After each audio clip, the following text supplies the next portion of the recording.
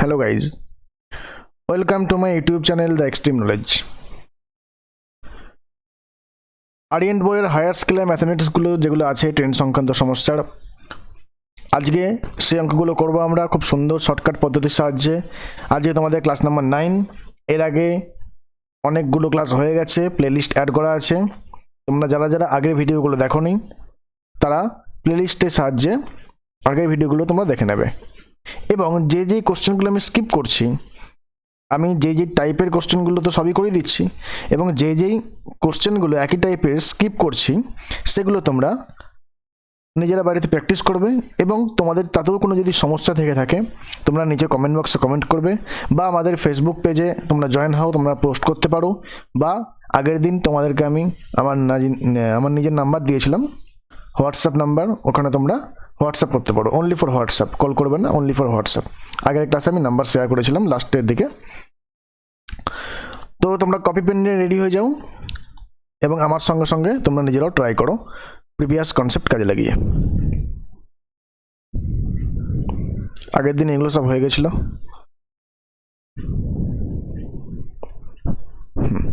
আজকে হবে এখান থেকে 1 নম্বর কোশ্চেনটা। Two places P and Q are 162 কিমি অ্যাপার্ট। মানে দুটো জায়গা P এবং Q, তাদের মধ্যেকার দূরত্ব কত? 162 কিমি, মানে 162 কিমি। A train leaves P for Q and simultaneously another train leaves Q for P. তাহলে একটা ট্রেন P থেকে Q এর দিকে যাচ্ছে আর একটা ট্রেন Q থেকে P এর দিকে যাচ্ছে। They meet at the end of 6 hours. তারা 6 ঘন্টা শেষে একে অপরের সঙ্গে মিলিত হয়। If the former train travels 8 km per hour faster than the other, যদি আগের ট্রেনটা একটা দ্রুততম ট্রেনের থেকে 8 ঘন্টা বেশি স্পিড নিয়ে ছোটে, মানে দ্রুততম ট্রেনটার থেকে স্লো ট্রেন, তাহলে কতক্ষণ স্পিডের গ্যাপটা কত? 8 কিমি পার আওয়ার, তাই তো? ফরমার ট্রেন মানে কি? মানে পিছনের ট্রেনটা আগের ট্রেনের থেকে 8 কিমি পার ঘন্টা গতিবেগ কম নিয়ে যাচ্ছে, সিম্পলি মানে এটা বলা হচ্ছে। Then speed of the train from Q is, তাহলে কিউ থেকে ছাড়া ট্রেনটির স্পিড কত, গতিবেগ কত? তাহলে দেখো দুটো জায়গা ছিল, একটা জায়গা পি, একটা জায়গা কিউ। কত দূরত্ব? 162 কিমি। একটা ট্রেন ওখান থেকে ছাড়ছে পি থেকে, এদিকে যাচ্ছে কিউ এর দিকে, আর একটা ট্রেন 22 হচ্ছে কিউ থেকে পি এর দিকে। বলেছে কি একটা ট্রেন আর একটা ট্রেনের গতিবেগের ডিফারেন্সটা কত বলেছেন? 8 কিমি পার ঘন্টা। আর মিলিত কতক্ষণ হবে? 6 ঘন্টায়। তার মানে আমার কাছে দেওয়া আছে মিটিং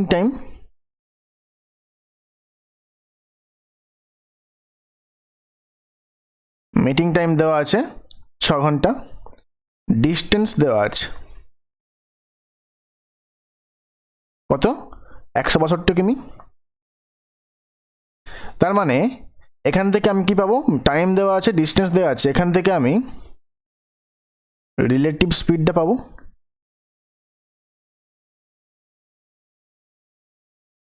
নাকি? তাহলে কি হবে? 162কে 6 দিয়ে ভাগ করতে হবে। 6 দুগুণে 12, হাতে থাকে 4, 6 7 42। তাহলে 27 কিমি পার আওয়ার হচ্ছে এর রিলেটিভ স্পিড। এবার দুটো ট্রেন যদি একে অপরের মুখোমুখি আসে, এও আসছে এদিকে আর এও আসছে এদিকে, একে অপরের মুখোমুখি হচ্ছে, তাহলে দুটো ট্রেন যখন একে অপরের মুখোমুখি আসবে তখন কি করতে হয়? রিলেটিভ স্পিডের ক্ষেত্রে যোগ করতে হয়।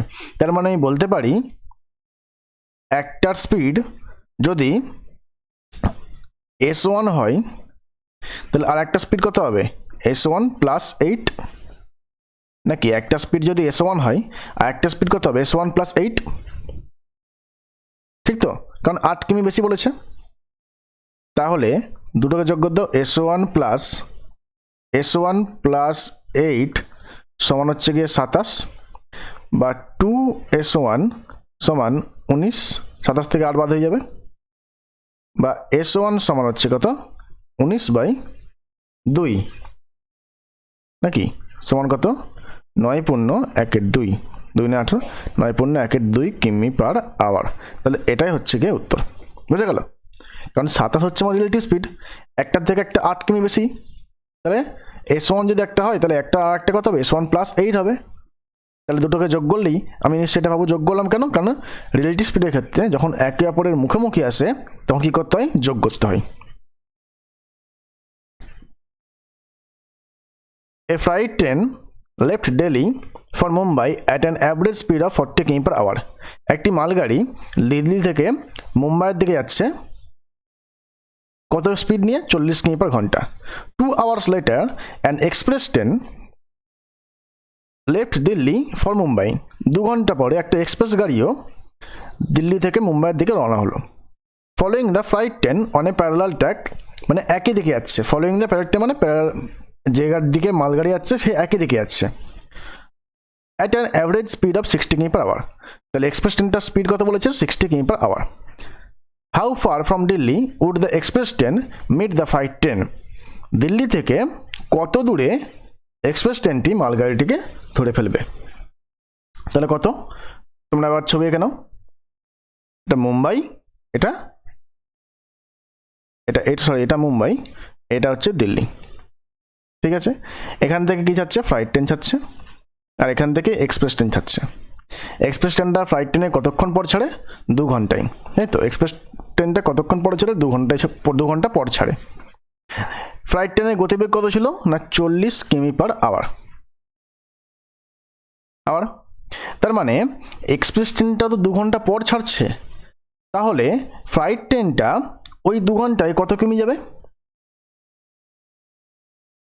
ধরলাম ফ্লাইট ট্রেনটা 2 ঘন্টায় এখানে চলে এলো, 2 ঘন্টা পর 2 hours পর এখানে চলে এলো।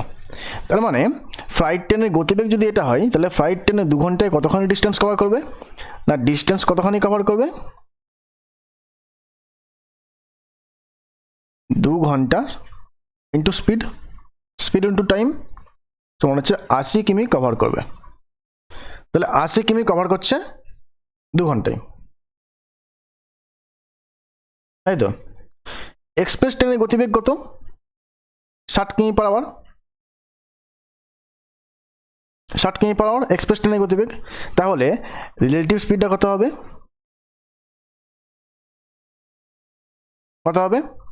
একই দিকে যাচ্ছে, ফ্লাইট ট্রেন দিকে যাচ্ছে, এক্সপ্রেস ট্রেন দিকে যাচ্ছে, একই দিকে গেলে কি করতে হয়, বিয়োগ করতে হয়।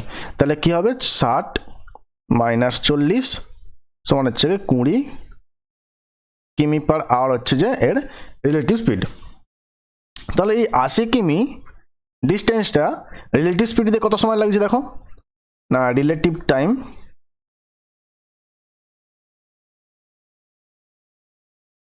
কতক্ষণ লাগছে, 80/20, তাহলে 20 × 4 = 80 সমান লাগছে 4 ঘন্টা। তাহলে এই 4 ঘন্টা লাগছে রিলেটিভ টাইমটা, তাই তো। তাহলে এবার কি বলেছে, হাউ ফার ফ্রম দিল্লি, মানে দিল্লি থেকে কত দূরে গিয়ে এক্সপ্রেস ট্রেনটা ফ্লাইট ট্রেনটাকে ধরে ফেলবে। তার মানে এই 4 ঘন্টা এক্সপ্রেস ট্রেন যতখানি ডিস্টেন্স কভার করবে ঠিক ততটা দূরেই এক্সপ্রেস ট্রেনটা ফ্লাইট ট্রেনটাকে ধরে ফেলবে। তাহলে এই 4 ঘন্টায় এক্সপ্রেস ট্রেনটা কত যাবে, না স্পিড ইন্টু টাইম সমান হচ্ছে 240। তাহলে 240 কিমি দূরে ফ্লাইট ট্রেনটাকে ধরে ফেলবে। বুঝা গেল? 2 stations A and B are 827 কিমি অ্যাপার্ট ফ্রম ইচ আদার, মানে দুটো স্টেশনের মধ্যেকার দূরত্ব বলেছে কি 827 কিমি। দুটো স্টেশন এ এবং বি এর মধ্যেখানের দূরত্ব কত, 827 কিমি। One train starts from station A at 5 AM, মানে একটা ট্রেন স্টেশন এ থেকে ভোর 5টার সময় ছাড়ে, and travel toward station B at 62 কিমি/h, এবং স্টেশন বি এর দিকে যাচ্ছে কত গতিবেগ নিয়ে, না 62 কিমি/ঘন্টা গতিবেগ নিয়ে যাচ্ছে। Another train starts from the station B, আরেকটি ট্রেন বি স্টেশন থেকে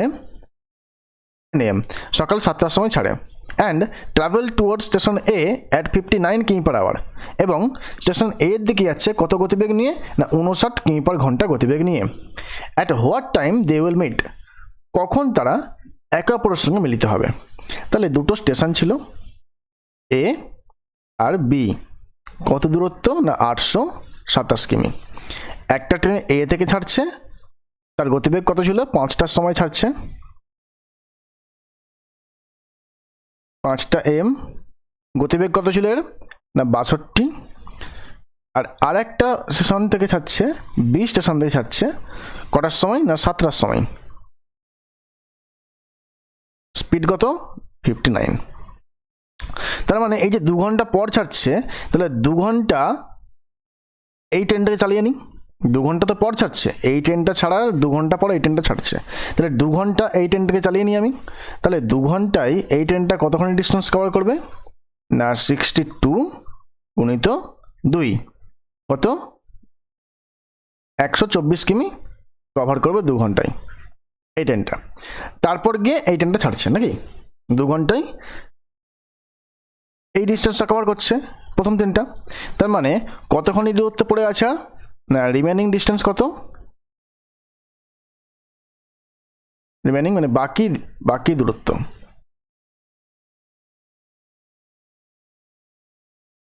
কত হবে 827 থেকে 124 বাদ দেবো, তাহলে কত হবে 3 0 703 কিমি, 703 কিমি পড়ে আছে। তার মানে 2 ঘন্টায় ট্রেনটা এখানে চলে এসেছে। আর এই দূরত্বটা কত, এই যে এই দূরত্বটা 703 কিমি, আর এইটা কত 124 কিমি, বোঝা গেল 703 কিমি পড়ে আছে। তাহলে এই 703 কিমিটাকেই কভার করবে কি দিয়ে, রিলেটিভ স্পিড দিয়ে। কেন না কারণ 2 ঘন্টায় ট্রেনটা চলে এসছে এখানে, তারপরে তো এই ট্রেনটা শুরু করে দিয়েছে। তাহলে এবার যখন 2খানা ট্রেনই চলছে তখন তাহলে রিলেটিভ স্পিড বার করতে হবে আমাকে। তাহলে রিলেটিভ স্পিডটা কত হবে,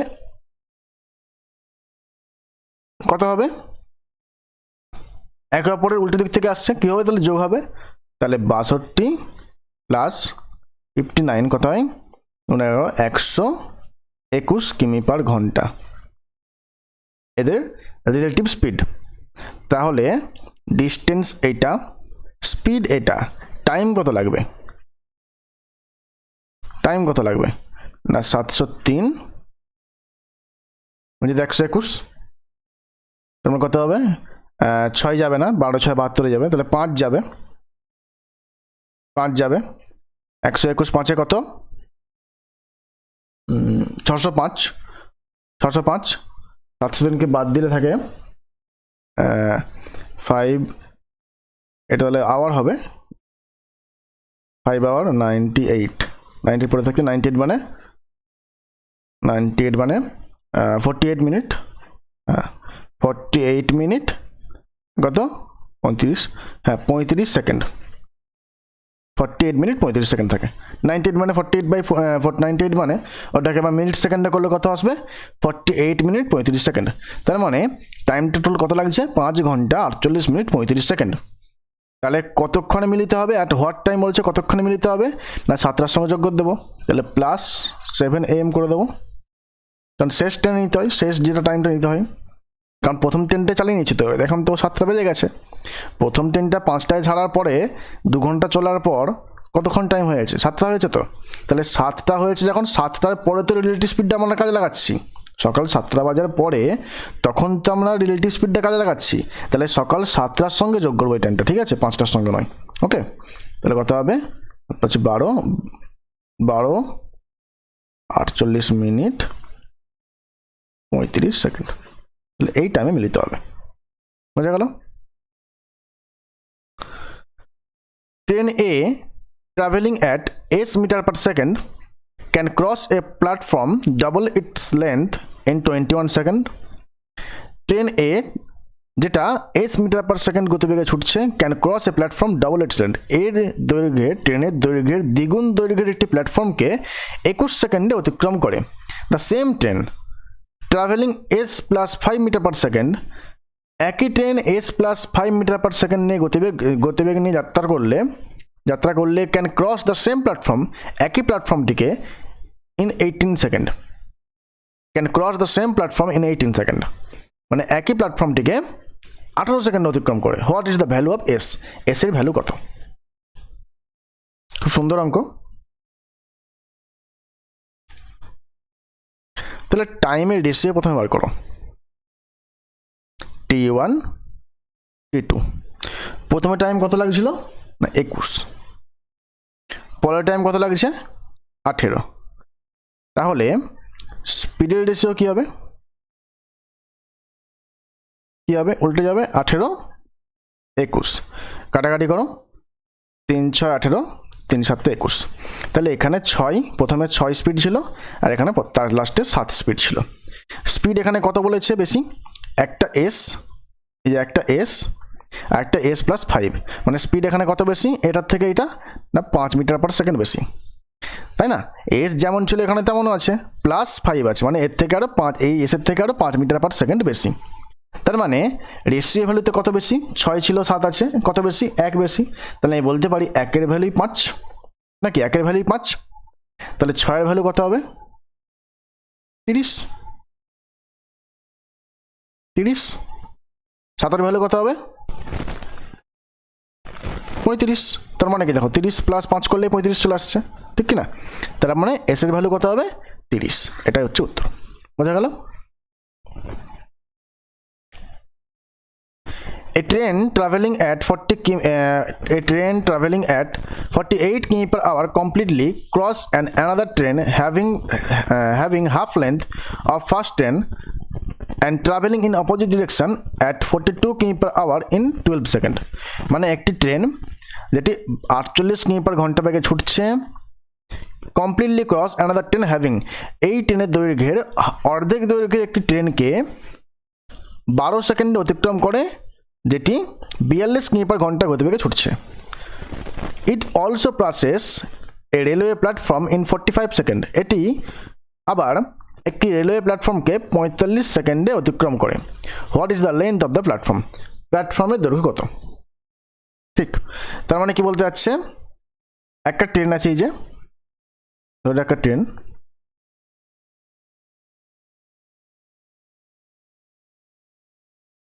ঠিক আছে, ট্রেন, এটার দৈর্ঘ্য, এটা স্পিড কত ছিল 48 কিমি পার আওয়ার স্পিড ছিল। এই ট্রেনে অর্ধেক একটা ট্রেনকে, অর্ধেক দৈর্ঘ্য একটা ট্রেনকে, মানে এই ট্রেনটা অর্ধেক দৈর্ঘ্য, মানে এটা অর্ধেক দৈর্ঘ্যটা মোটামুটি। এর স্পিড কত 42 কিমি, মানে এইটা একটা ট্রেন 1, এটা একটা ট্রেন 2। এই ট্রেনটা যেটা 48 কিমি পার ঘন্টা গতিবেগে যাচ্ছে, ওই ট্রেনটা এই ট্রেনের অর্ধেক দৈর্ঘ্যের ট্রেনকে, মানে এটা অর্ধেক দৈর্ঘ্যের ট্রেনকে যেটি 42 কিমি পার ঘন্টা গতিবেগে যাচ্ছে, কতক্ষণে কভার করে, কতক্ষণে পাস করে না 12 সেকেন্ডে। বোঝা গেল? 12 সেকেন্ডে পাস করে। তাহলে এই পর্যন্ত কি বলতে যাচ্ছে সেটাকে আমরা কাজ করে, সেইটুকু মতো কাজ করে নিই। তাহলে রিলেটিভ স্পিডটা কত হবে, একে দিকে যাচ্ছে, এই ট্রেনও এদিকে যাচ্ছে, এই ট্রেনও এদিকে যাচ্ছে, একে দিকে গেলে কি করতে হয়, বিয়োগ করতে হয়। তাহলে রিলেটিভ স্পিড বেরিয়ে গেল কত, আচ্ছা কি বলেছে, ট্রাভেলিং ইন অপোজিট ডিরেকশন, আচ্ছা একই দিকে না, উল্টো দিক থেকে আসছে। এই ট্রেনটা এর থেকে গেলে এই ট্রেনটা আসছে এদিক থেকে, এই মুখে, অপোজিট ডিরেকশন বলেছে দেখো। এই ট্রেনটা এদিকে যাই, এই ট্রেনটা এইদিকে আসবে, ঠিক আছে? তাহলে অপোজিট ডিরেকশনে গেলে কি করতে হয়, যোগ করতে হয়। কি হবে তাহলে 48 প্লাস 42, মানে কত হবে 90 কিমি পার ঘন্টা হবে এর রিলেটিভ স্পিড, তাই তো? টাইম কত বলেছে, টাইম কত দেওয়া আছে 12 সেকেন্ড, 12 সেকেন্ড। তাহলে এটা সেকেন্ড আছে, এটা কিমি পার ঘন্টা আছে, এটাকে মিটার পার সেকেন্ডে নিয়ে আসো, মানে 5-এর 18 দিয়ে গুণ করে দেবো, 18 5-এ 90, কত হবে 5 5-এ 25 মিটার পার সেকেন্ড। তাহলে 25 মিটার পার সেকেন্ড হচ্ছে যে 90 কিলোমিটারকে আমি ভাঙে ফেললাম, ঠিক আছে? তাহলে ডিস্টেন্স কত হবে, স্পিড জানি, টাইম জানি, ডিস্টেন্স কত, ডিস্টেন্স সমান কি স্পিড ইন্টু টাইম, 25 দুগুণে 50 আর থাকে 300। তাহলে ডিস্টেন্স হচ্ছে গিয়ে 300 মিটার। তাহলে এই 300 মিটার ডিস্টেন্স হলে